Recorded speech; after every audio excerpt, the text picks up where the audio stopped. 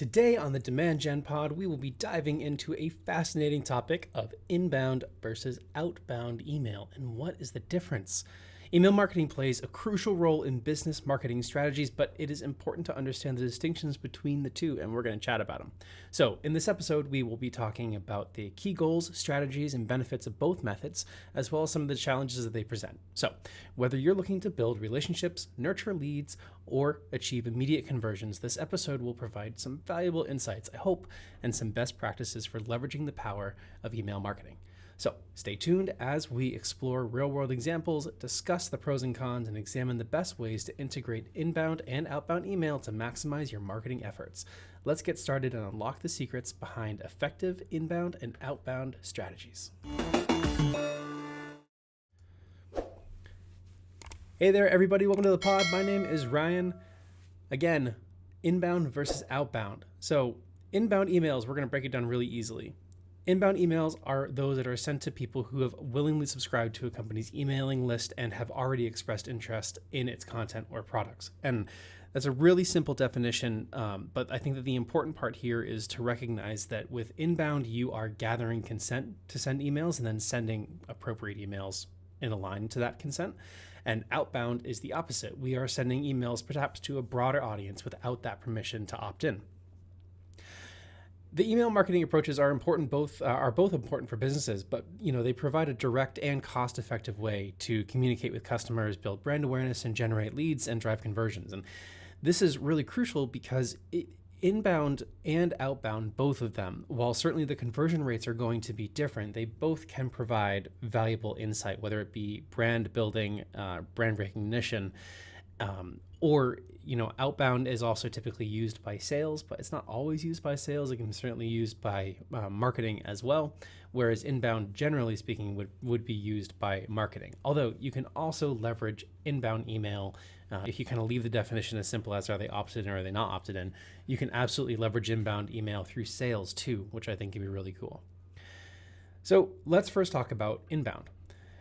Again, inbound marketing is focusing on building relationships and trust with people who have already subscribed, and you do that by providing valuable and relevant content to them. So generally speaking, somebody would go and subscribe by signing up for a webinar or downloading some sort of ebook, attending a conference and providing their email address there. And that gives you that opt-in and a right to be emailing them. Now, in the US, you actually don't need permission to email people, who work at companies or on their company email address.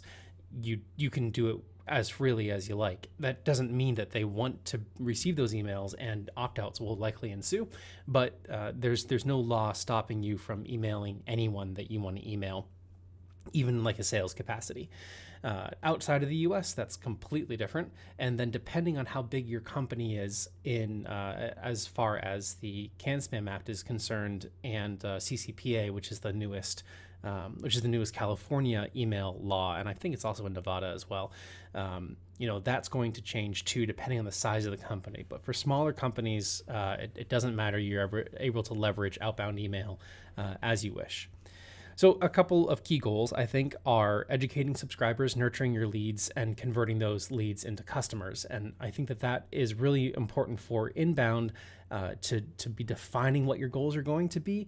And that might be per campaign. So I don't just mean that across all of our email, we want to do this. Well, you probably want to do lots of stuff across all of your email marketing, but the inbound campaigns that you build should be really specific to what you are trying to achieve. And we've talked about this on the podcast before, where you actually start with what you're looking to accomplish and then go up from there in the campaign, all the way up to the segmentation on who's actually getting into it. So what do we want to do?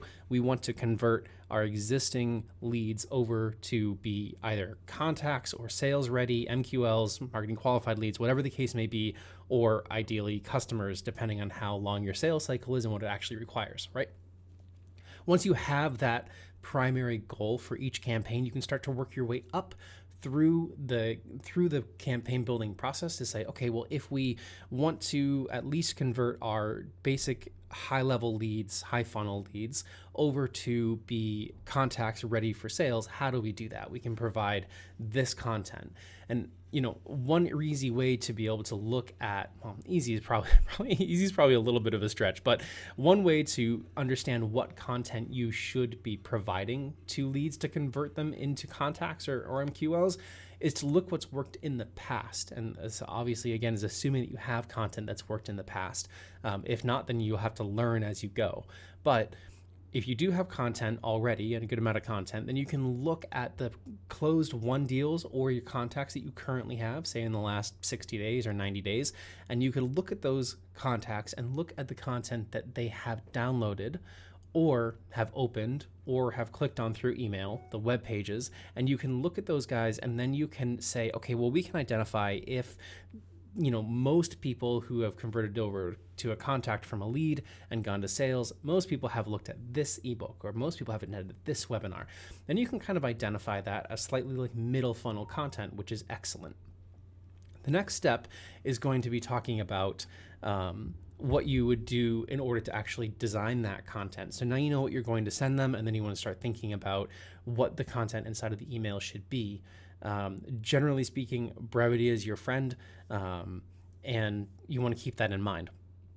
Then from there, you can kind of go up to the next step. Okay, well, how do we write the subject lines that align to that content in the email, which align to the CTAs, which align to the actual assets that we're going to be sending them? And then once you have that is, okay, well, now who do we actually segment our list out with in order to send those emails to the best people at the right time?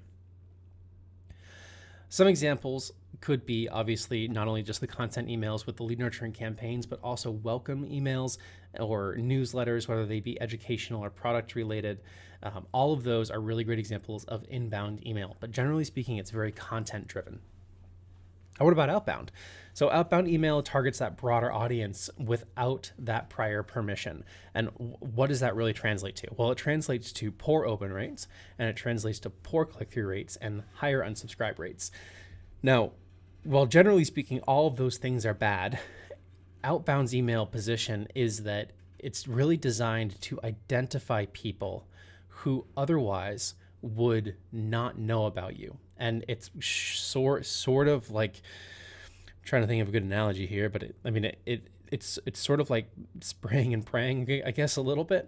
But if you have a really large list and maybe you've purchased that list, maybe you've sent an email to an outbound email company to send on your behalf, and that would likely have, if it's a marketing style email, it would very likely be a content email. So join us for our webinar, and it's sent to a list that you have otherwise no access to. So generally speaking, you're paying for it. Maybe companies will scrape email addresses from the internet, whether it be LinkedIn. There are lots of tools to help you do that, like seamless.ai, for example, and pull in a bunch of email addresses that you think based on job title or company, years experience, whatever that case, or location, kind of whatever you're shooting for, creating an outbound email list that way. And really what you're trying to do is get that email list that you're sending to actually opt in. On the marketing side, that's the goal of the outbound marketing program. One of the things that I would say that you want to be looking for is to try to drive some sort of conversion. That's a primary goal of outbound email. And I don't necessarily mean a sales conversion. I think the odds of that are super rare on outbound. But a conversion doesn't necessarily have to be a sale. A conversion could be a willingness to talk. So if it's a sales outbound email, just a reply, that's a conversion. Any level of detail that pushes that contact who is otherwise what we would call super cold, pushes that contact farther down the funnel and warms them up and ready to speak to sales, or at least ready to hear about who you are and what you have to offer, that is a conversion in outbound. But you can also promote offers. You can increase brand visibility simply by sending your brand out to a large list. And then again, finally, kind of getting those opt-in conversions. Couple of key differences between inbound and outbound: engagement levels and interaction opportunities. Inbound results in much higher engagement opportunities, and that's really because the subscribers are interested. Outbound will very likely have much, much lower engagement rates. regarding lead gen and nurturing strategies, inbound will focus on nurturing strategies through that valuable content, whereas outbound focuses on sort of like direct sales and conversions. So talking directly to sales, typically, unless it's like a marketing outbound email. And then content and messaging, just kind of a recap. Inbound are really focused on educational and being value driven, while outbound emails tend to be a bit more sales oriented. From a sales standpoint or from a marketing standpoint, you may try to make them educational and value driven, but really what you're trying to do is get that simple conversion. So on a landing page that you might be guiding somebody to from an outbound email, keep it really simple, really short. Form should be really short, only picking up the form fields that you absolutely need, and reduce that friction to get somebody to convert. What are some pros? So we build trust, we increase engagement, we can improve in conversion rates, we certainly get better ROI, and we get personalized communication with email marketing, regardless. For inbound, some cons with inbound, and I think it's con I think is a bit of a strong word here, but just if we're going through them, slower growth in subscriber numbers. It takes a lot of work to build your email list. It takes a ton of content. It takes either money spent on paid advertising to coincide with it, or a lot of social posting, getting lucky, going viral, whatever the case may be. It takes time to grow subscriber numbers. Inbound also has can have a long lead nurturing process. I think that the average number of emails that need to be sent for some sort of conversion is between like 7 to 9 emails. That's a lot of content that you have to come up with if you might think that each of those emails is some sort of asset, an ebook, a white paper, a webinar. That takes a lot of time, and there's a lot of upfront cost to doing that as well. And I think that it's worth noting, though, that while there's a lot of upfront cost to email marketing, or there certainly can be in content marketing in general, inbound marketing in general, the reward is substantial, because when you build that baseline and you start building out your campaigns, you get to keep those. It's not just a single send to one list and then it goes away. You might purchase additional outbound lists, even though we don't really love doing that, because the value is not always there on outbound email. But certainly as you build your subscriber list with inbound email, you will see substantial conversion rates and substantial ROI leveraging email, much more so than you will paid, as a direct comparison. But they really all need each other. So in order to build that email list, you have to get people to your list to sign up, and paid and social organic traffic is a really good way to leverage all of that. So you kind of need to do each of those omni-channel steps in order to be able to leverage any one of them realistically. And what about outbound? So pros and cons of outbound email. Pros: it reaches a really large audience quickly, and you have the potential for immediate conversions, even though they're honestly very, very rare. But you can also get some rapid growth in subscriber numbers. It can also be really expensive, which I would say probably brings us over to the cons. Much lower engagement rates. It'll look pretty pitiful compared to any inbound marketing efforts that you're doing. A much higher risk of pissing somebody off. So, realistically, you send a bunch of unsolicited emails to people, they may get frustrated. That may hurt brand, but it also may not, realistically. And then, those conversion rates alongside those engagement rates are going to be much lower as well. So sort of more money spent upfront with outbound marketing and inbound marketing, you're going to see much higher conversion with inbound over time. You may see some quick wins on outbound, but that's really just a numbers game more than anything else. And those are kind of the main differences.